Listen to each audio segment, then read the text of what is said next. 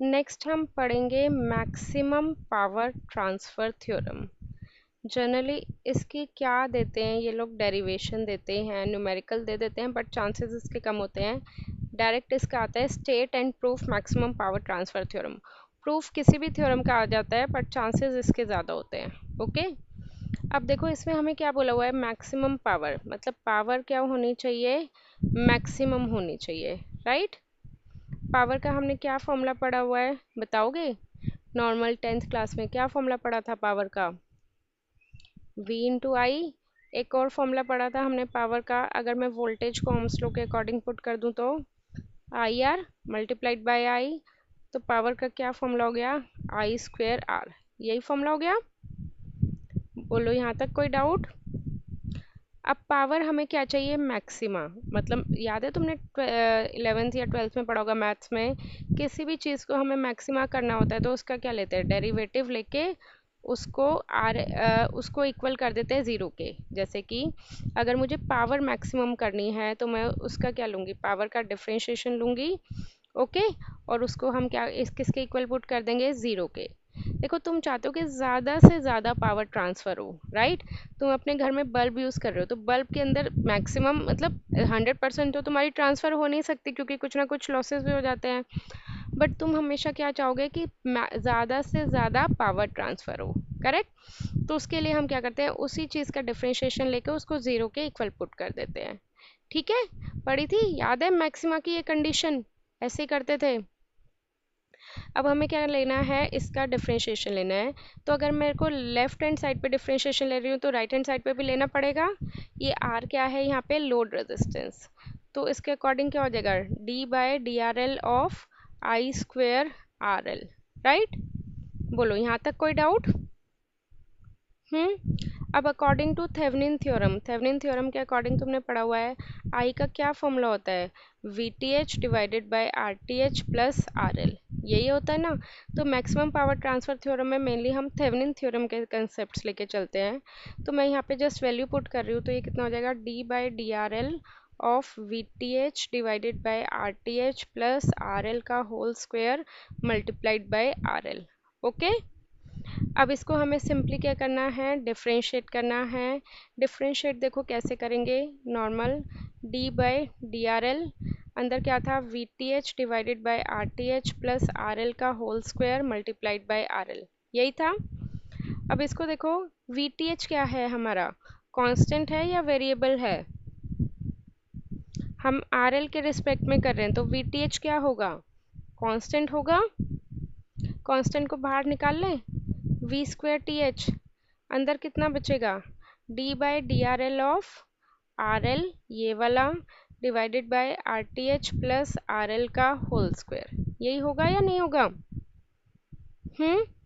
बोलो यहाँ तक कोई डाउट हो तो। अब इसको हमें किस फॉर्मूले से यूज़ करना है, u बाई वी। डिफ्रेंशिएशन का अगर तुम्हें याद हो तो क्या फॉर्मूला होता था, V square V D U minus U D V, यही होता था डिफ्रेंशिएशन का। अब इसके अकॉर्डिंग u क्या है हमारे पास, आर एल है, राइट। और v क्या है हमारे पास, R T H plus R L का होल स्क्वायर है, करेक्ट। अब V square T H as it is, इसका डिफ्रेंशिएशन करना है तो जस्ट मैं इस वाले फॉर्मूले में पुट कर दूं। क्या है यहाँ पे, वी स्क्वायर, वी क्या है, are T H plus R L का होल स्क्वायर, तो ऑलरेडी स्क्वायर है वो, इसका स्क्वायर और करना है तो कितना हो जाएगा, 4 टाइम्स हो जाएगा, राइट। उसके बाद क्या है, वी डी यू, वी मतलब क्या है तुम्हारे पास, R T H plus R L का होल स्क्वेयर, डी यू मतलब यू का डिफ्रेंशिएशन, आर एल का डिफ्रेंशिएशन होएगा आर एल के विद रिस्पेक्ट में, तो कितना हो जाएगा, 1 हो जाएगा। माइनस एज इट इज़ है, u as it is, u कितना है, आर एल, v का डिफ्रेंशिएशन मतलब R T H plus R L का होल स्क्वायर का डिफ्रेंशिएशन, तो होल स्क्वायर का डिफ्रेंशिएशन करेंगे तो 2 आगे आ जाएगा, अंदर कितना बचेगा, R T H plus R L. बोलो यहाँ तक कोई डाउट? अब सिंपल ये किसके इक्वल होता है, ज़ीरो के इक्वल होता है ना, dp by d R L मैंने बताया था, dp by d R L किसके इक्वल है, ज़ीरो। तो ये किसके इक्वल हो जाएगा, ज़ीरो।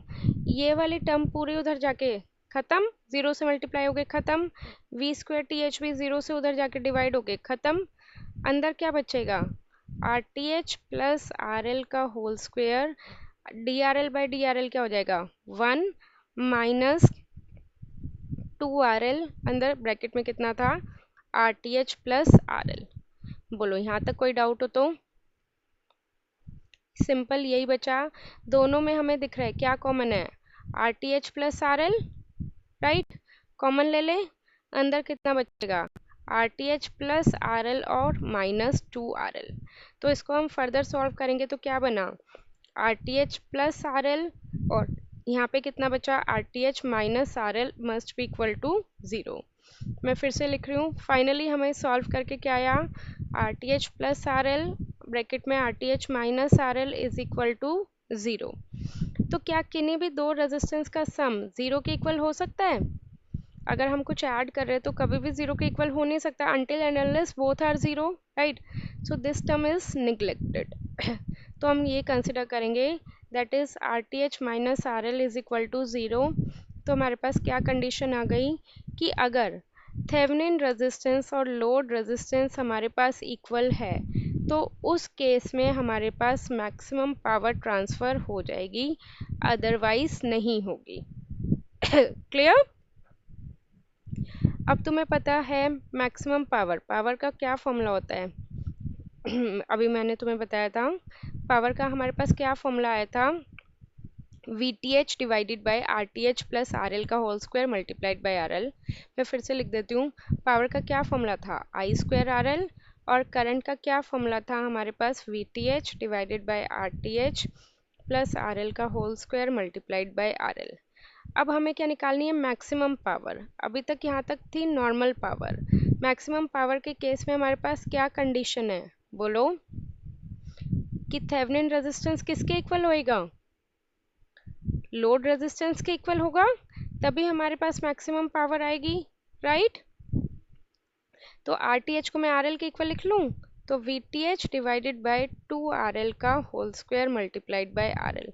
इसको सॉल्व करेंगे तो V square T H divided by 4 RL, एक आर एल से आर एल कट जाएगा, तो यहाँ से हमारे पास मैक्सिमम पावर का फॉर्मूला आ गया V square T H divided by 4 RL।